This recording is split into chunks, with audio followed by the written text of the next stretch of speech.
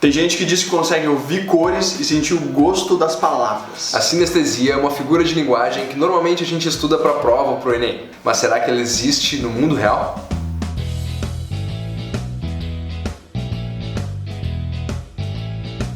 A sinestesia é um fenômeno no qual uma pessoa recebe um único estímulo sensorial, mas a partir dele tem duas experiências sensoriais. É tipo ver alguma coisa, como a letra A, por exemplo, e ao mesmo tempo ouvir alguma coisa.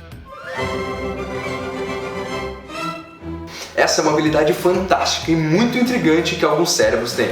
Integrante. Entendem? A primeira pessoa a descrever isso de forma científica foi um médico alemão, em 1812, quando ele falou da própria experiência dele como sinesteta. E depois dele, um antropólogo inglês, o Francis Galton, que também é conhecido por ser primo do Darwin, fez vários relatos de casos que foram publicados na Nature. Mas dados mais robustos sobre esse fenômeno só começaram a aparecer mais recentemente. Hoje a gente sabe que a sinestesia é mais comum em mulheres e estima que 1 a cada 2.000 pessoas tem alguma forma desse fenômeno. Seria equivalente a dizer que em Maracanã lotado a gente ia encontrar só umas 40 pessoas com alguma capacidade sinestésica.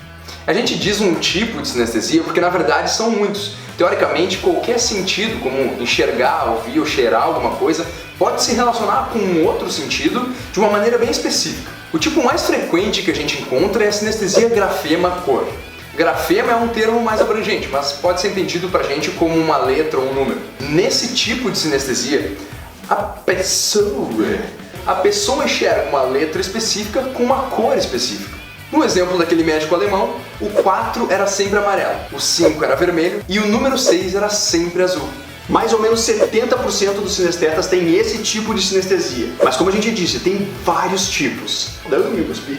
Pelo menos 80 formas já foram catalogadas. Algumas pessoas enxergam cores quando ouvem sons específicos, como o exemplo do matemático do John Locke. Outras pessoas conseguem sentir o sabor das palavras e, em alguns casos mais raros ainda, as pessoas conseguem ver cores específicas no momento do orgasmo. Mas como é que a gente sabe que isso é verdade? Quer dizer, como é que a gente sabe que essas pessoas não estão inventando isso? Ou então não inventando, mas associando duas memórias diferentes, né, e não realmente sentindo aquelas duas experiências ao mesmo tempo. Bom, do jeito que a gente entende hoje, a sinestesia é dividida em associativa e projetiva. Na sinestesia associativa, alguém ouve um som de um trompete, por exemplo, e pode dizer que tem uma impressão muito forte que aquele som se associa com a cor vermelha, sem de fato enxergar aquela cor. Já na sinestesia projetiva, o que acontece é o contrário.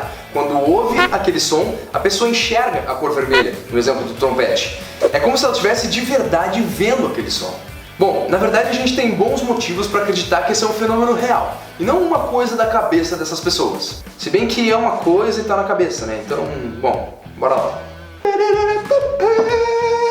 Os primeiros estudos que mostraram isso usavam tarefas bem simples, tipo mostrar uma figura como essa daqui e perguntar qual a forma geométrica. Para mim, que não sou um sinesteta grafema-cor, a resposta é nenhuma. Mas se eu visse essa figura dessa maneira, a resposta provavelmente ia ser um triângulo. E isso é exatamente o que acontece com pessoas que se identificam como sinestetas. Depois desse tipo de experiência, que demonstrou que a sinestesia não é simplesmente uma associação de memórias da infância, mas sim um fenômeno real, se começou a buscar explicações de como isso acontecia. E a partir disso, várias novas evidências começaram a surgir. Em 2001, os neurocientistas Ramachandran e Hubbard propuseram a teoria da ativação cruzada, que é a melhor maneira de explicar como a sinestesia surge até o momento. Ou melhor, como ela deixa de existir. Porque para eles todos nós nascemos sinestetas. Isso porque o cérebro de um bebê tem conexões com neurônios é fantástico!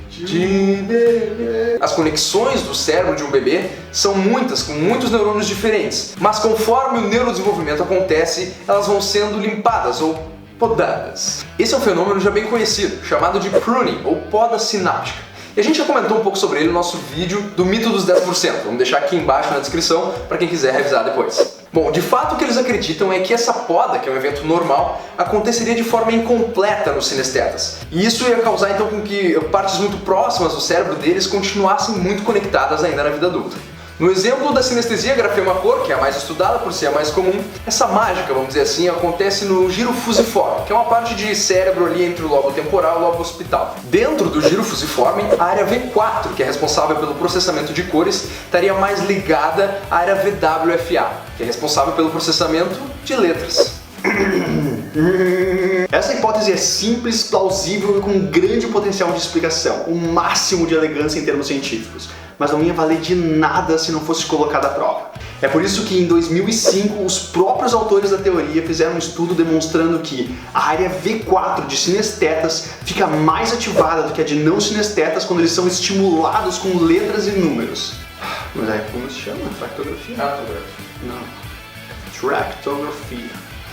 2 anos depois, um grupo holandês usou uma outra técnica de neuroimagem, a tractografia, e demonstrou que os sinestetas grafema-cor têm uma conectividade aumentada na região do giro fusiforme em relação aos não sinestetas. Na verdade, eles encontraram também que outras partes do cérebro dos sinestetas também têm uma conectividade aumentada em relação aos não sinestetas. Isso ia ajudar a explicar por que, apesar da sinestesia ser mais frequente entre familiares, o que dá uma pista sobre a origem genética dela, os sinestetas não têm necessariamente a mesma sinestesia do pai ou da mãe, por exemplo. Se a sinestesia tem um componente genético e os genes que estão implicados nela, na verdade, estão só aumentando a conectividade do cérebro como um todo, seria o esperado que nem todo o sinesteta na mesma família tenha o mesmo tipo de sinestesia. Por mais incrível que pareça, a habilidade de misturar os sentidos existe sim. E a gente pode ver isso desde testes mais simples, como de relação figura-fundo, com sequências de letras e números, até testes mais sofisticados de neuroimagem. Se tu gostou do vídeo, clica aqui embaixo, dá o teu like e não esquece de se inscrever no canal para mais conteúdo como esse. Pode também aproveitar e deixar um comentário aqui embaixo se tu te identificou com alguma coisa que a gente falou no vídeo. Se descobriu que tu é um sinesteta agora, não te assusta. Entre em contato com o pessoal que fala sobre sinestesia pelo mundo afora. Tem uma comunidade muito grande no mundo que trabalha com esse tema. Para quem quiser saber mais, a gente vai deixar outros links também aqui embaixo. Obrigado para quem assistiu até aqui e até a próxima. Do you mind?